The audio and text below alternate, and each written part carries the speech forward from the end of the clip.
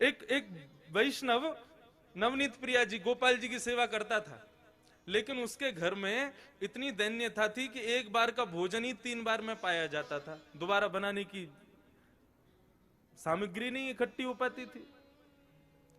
अब उसका कोई एक मित्र आया, वो पैसे वाला, उसने आकर के उससे कहा और भाई सब ठीक? बोले हाँ सब ठीक। बोले तुम्हारा दिन सुधर गए कि नहीं? बोले अब वैसे ही है भैया, क्या करें, एक समय अब रोटी बनती है, उसी से शाम तक का गुजारा होता है।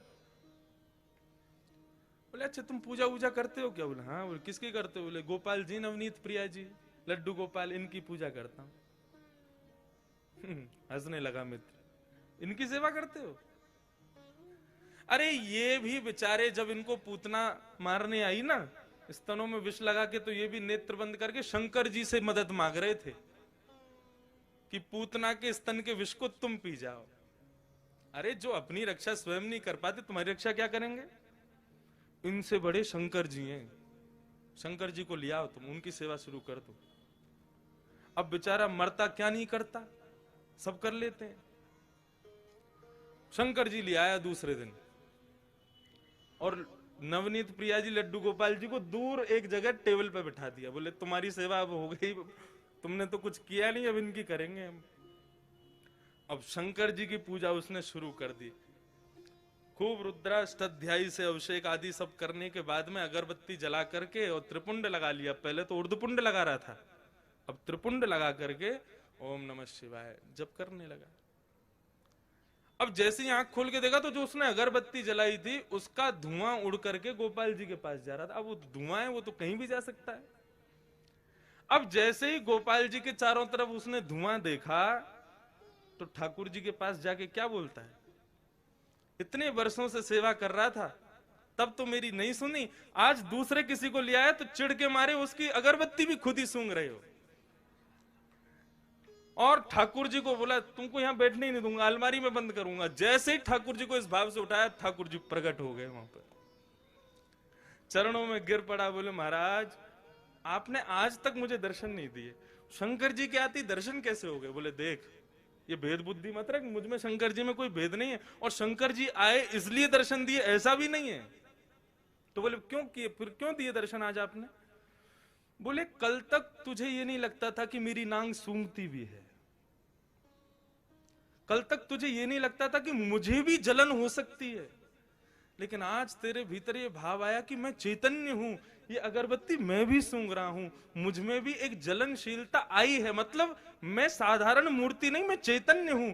जब तेरे हृदय में ये भाव आया तो मैं पीछे क्यों हटूं, मैं भी प्रकट हो गया, मैं भी क्यों मूर्ति तक रहूं? जब तू ही मुझे इतना ऊपर पहुंचा चुका है तो मैं भी प्रकट हो गया। तो ठाकुर जी का दूसरा स्वरूप भागवत कहती है चैतन्य, उनमें सदैव वही भाव रखो, ये चैतन्य है। एक बार को मंदिर में विराज रहे ठाकुर में हमारी चैतन्यता का भाव रहता है कि नहीं ये ठाकुर जी हैं, इनके सामने बेल्ट नहीं पहननी, इनके सामने जींस नहीं पहननी, इनके सामने ऐसे नहीं जाना। लेकिन अपने घर के ठाकुर के सामने भी हम लोगों के अंदर चैतन्यता का भाव तो रहता नहीं। 2 दिन के लिए उदयपुर में महाराज किसी का ब्याह हो रहा है हमारे परिवार में, और 2 दिन के लिए जाना है पूरे घर को, 80-80 हजार रुपए के सबने कपड़े बनवाए अपने, सब लोग जाएंगे ठाकुर जी के आगे मिश्री रख जाएंगे।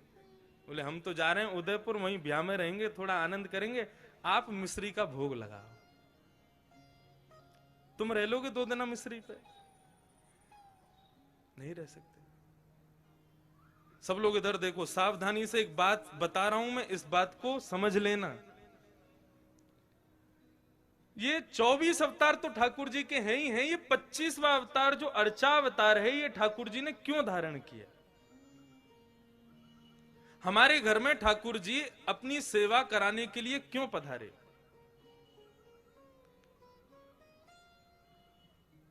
इसके पीछे एक बहुत सुंदर भाव है, सावधानी से सुनिएगा। पूज्य गुरुदेव भी बैठे, उनसे भी निवेदन, दास के मन में ठाकुर जी की सेवा करते हुए एक भाव आया, तो मेरी इच्छा हुई कि मैं उस भाव को कहूं कि ठाकुर जी सबके यहां सेवा कराने के लिए हर घर में क्यों विराज रहे हैं। आप पूरे नाथ द्वारा को देख लो, हर घर में ठाकुर जी का चित्रपट ही सही विराज रहा होगा। वृंदावन तो प्रसिद्ध है, घर घर तुलसी ठाकुर सेवा, दर्शन गोविंद जी को, अलीरी मोहि लागे वृंदावन नी को। क्यों विराज रहे हैं ठाकुर जी हम सबके घर में? देखो, हम लोग जब वैकुंठ जाएंगे तो है ही, कोई रोक तो रहा नहीं हमको। एक ना एक दिन सबको जाना है वहां पर। तो यदा कदा हमारे द्वारा किए गए कृत्य के कारण यदि हमें कभी वैकुंठ के अलावा भी लोगों का दर्शन करना पड़ गया, मानो जैसे नरक का दर्शन हो गया या स्वर्ग का दर्शन करना पड़ गया, और उस पश्चात वहां पर बताया गया तुमने ये अपराध किया था इसलिए तुमको ये करना पड़ा, तो हम ठाकुर जी से शिकायत करने लग जाएंगे। प्रभु आपकी इतनी अर्चना करते हैं, इतनी सेवा करते हैं, इतनी पूजा करते हैं, इतना आपका नाम गुणगान करते हैं, उसके बाद भी हमारे जीवन में दुख, उसके बाद भी हमारे जीवन में कष्ट, उसके बाद भी हमारे जीवन में कभी सुख की अनुभूति नहीं, और उसके बाद भी जब हम संसार छोड़ के आए तो नरक का दर्शन। शिकायतें दुनिया भर की हम ठाकुर जी से करने लग जाएंगे। आपने ये नहीं किया, ये नहीं किया, ये नहीं किया, हम ठाकुर जी से शिकायतें करेंगे। भगवान बोले ये मुझसे शिकायत करे उससे पहले इसके यहां अर्चावतार रूप धारण करके बैठ जाओ इसके घर में। क्यों? बोले कभी ना कभी ये भी तो अपराध करेगा। सर्दी में कभी मुझे ठंडे जल से नहला देगा, भयंकर सर्दी में कभी मुझे हो सकता है पतला वस्त्र पहना दे, मुझे ठंडी लगे उससे। भयंकर गर्मी में खुद तो एसी में बैठेगा, मुझको पंखा भी नहीं चलाएगा, बिजली का बिल बढ़ जाएगा, मंदिर का पंखा बंद ही रहने दो।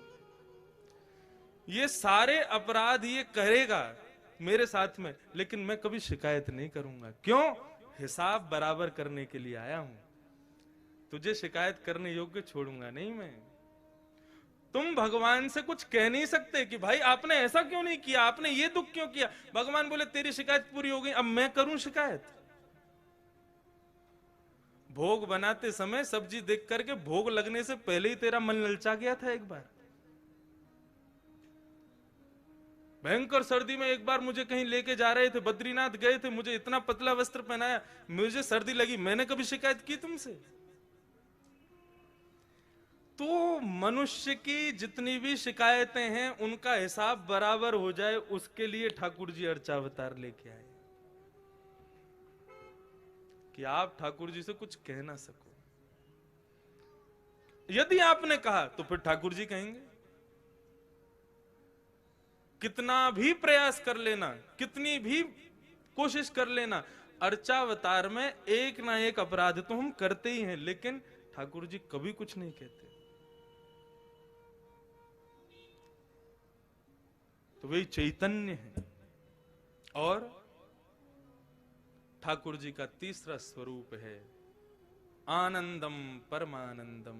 ठाकुर जी आनंद स्वरूप है। श्रीनाथ जी का स्वरूप परमानंद प्रदान करता है।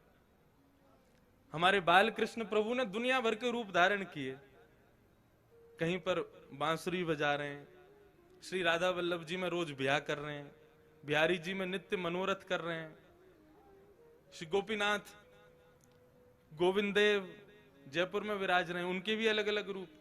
लेकिन श्रीनाथ जी का जो रूप है, स्वरूप है, इसमें सब विराजमान है, सब विद्यमान है, क्योंकि ये वास्तविक आनंद स्वरूप है। एक भुजा ऊपर है और दूसरी भुजा कमर पर है। किस भाव से? सावधानी से सुनिए कथा बिल्कुल। श्रीनाथ, श्री यानी राधा, श्री यानी श्री किशोरी जी, श्री यानी श्री लाडली जी, और श्री लाडली के संग युक्त होकर के जो नाथ विराजमान है वो हैं श्रीनाथ। सुन वे तो पहली ताली बजा रहे हो, बात तो पूरी करने दो हमको, जल्दीबाजी मत करो। अब तो पंडाल भी अपना, समय भी अपना, कथा भी अपनी, उत्सव भी अपने, पूरे दिन पूरा दिन है अपने पास, खूब भाव से सुनो कथा। वृंदावन में जो दर्शन नहीं है वो दर्शन श्रीनाथ जी में है। कैसे? आप लोग सब बाहर से पधारे हैं, इसलिए मैं जो अपने गुरुजनों से, जो अपने बुद्धिजीवियों से जो मैंने सुना, तो मैं कह दूं यहां पर।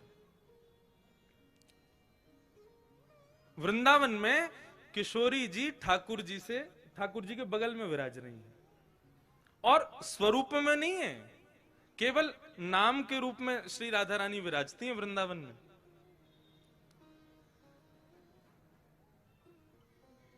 जब देखी वृषभानुजा हिय विच उठी है हुक, वंशी रह गई हाथ में फिर ना लागी फूंक।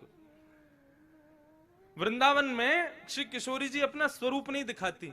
क्यों? क्योंकि एक बार ठाकुर जी मुरली का नाद कर रहे थे, तो एक मयूर मोर नृत्य करता हुआ ठाकुर जी के सामने आया और ठाकुर जी को इशारा करने लगा, चलो हम आपको किसी से मिलवाने ले चलें। भगवान बोले किससे मिलवाने ले चलो? चलो तो सही। लेके गया तो एक कुंड में एक गोपी कुंड का जल भर रही थी, तो मयूर इशारा करता है, इनको देखो, इनसे मिलवाने लाए हैं। भगवान बोले कौन है? मयूर बोला खुद ही देखो। अब ठाकुर जी खूब उमड़ घुमड़ करके वेणु बजा रहे हैं, ऐसे ऐसे तान बजामे कि भाई ये घूम के गोपी देखे तो इसका चेहरा दिखे।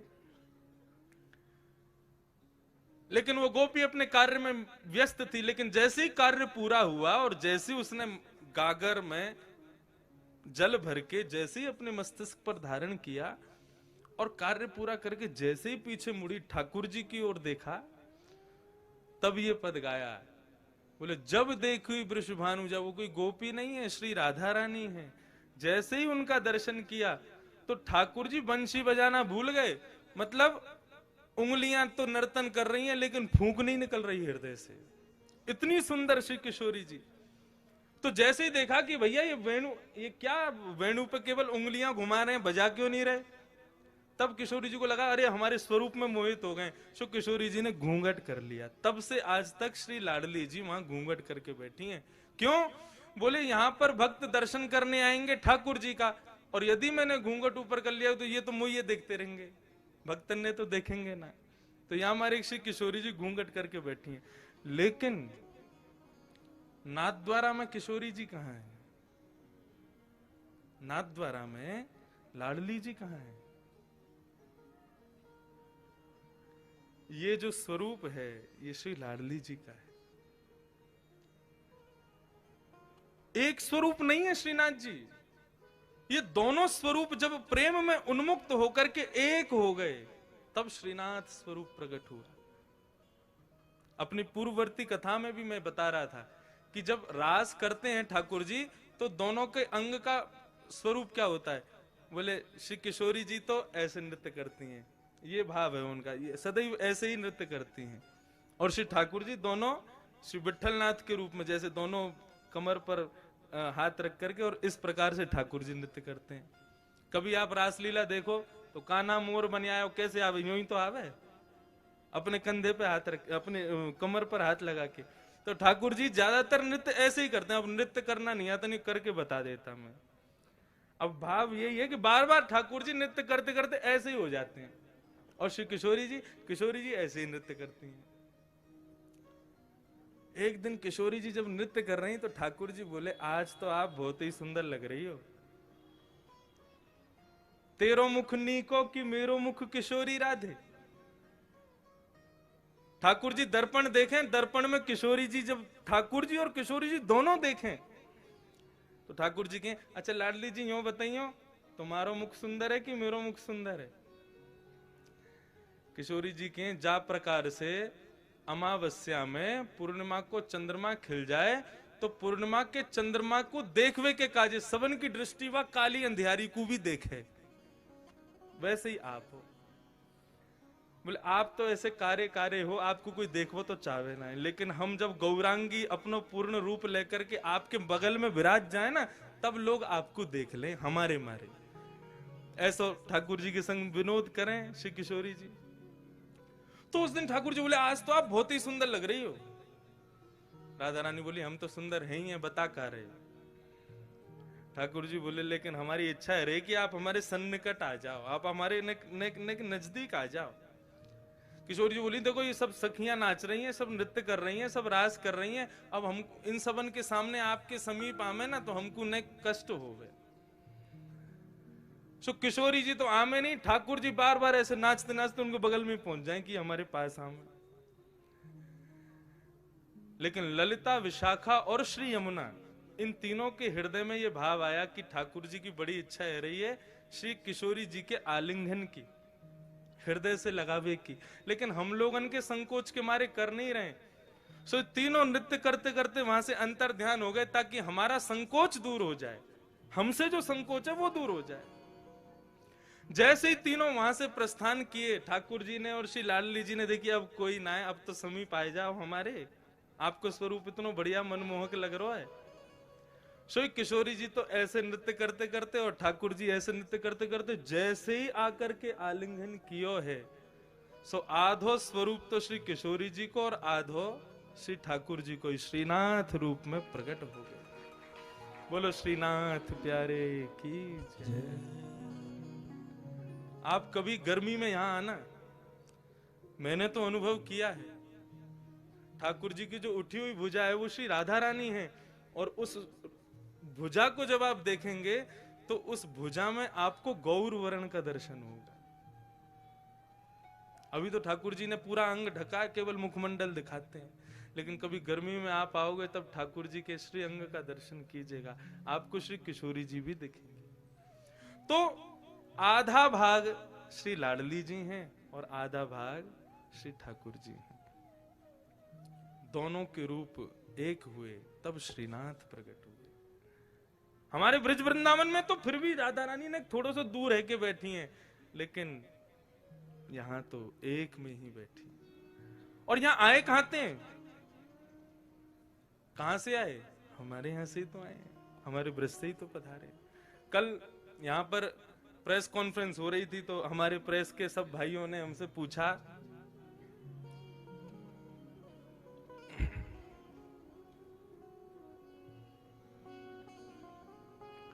कि महाराज जी आप यहाँ कथा क्यों कर रहे हैं, तो उसके बहुत भाव बताए। एक भाव और आ गया मेरे मन में, अब नाथ द्वारा के जो लोग बैठे हैं वो इस भाव को सुन के कहीं हम पे गुस्सा मत करना, लेकिन हम ब्रजवासी हमारा भाव है, हमारे भाव आया। मैंने कि हम तो देखो ये हमारे आए हैं कि ब्रजवासी हैं, और जब भी ठाकुर जी को देखें तो पता ना क्यों स्वतः ही मन में भाव आ जाए, ठाकुर जी 11 घंटा चल के आना पड़े आपके दर्शन के काजे, तब आकर के यहाँ पे गाड़ी पहुंचे आपके दर्शन हो में। फ्लाइट ते भी आओ तो 6-7 घंटा तो लग ही जाए, ट्रेन ते तो पूरी रात लग जाए।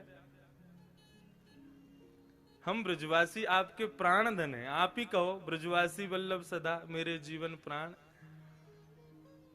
श्री गोवर्धन कभी कभी आपके बगैर सूनो लगे, तो हम ब्रजवासी पे कृपा करो, बहुत दिना विराज लिए राजस्थान में, अब जल्दी ब्रजधाम वापस चलो। हमारे हृदय में तो ये भाव आ जाए।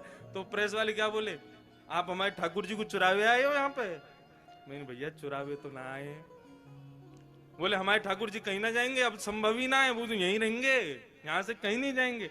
मैंने कि आप काहे को गुस्सा रहे हो, मतलब ठाकुर जी गए तो आप कौन से यहाँ रहोगे, आप भी आओगे। और मैंने हम सब ब्रजवासी सब आपको स्वागत करेंगे, पधारो भैया हमारे ब्रज में पधारो।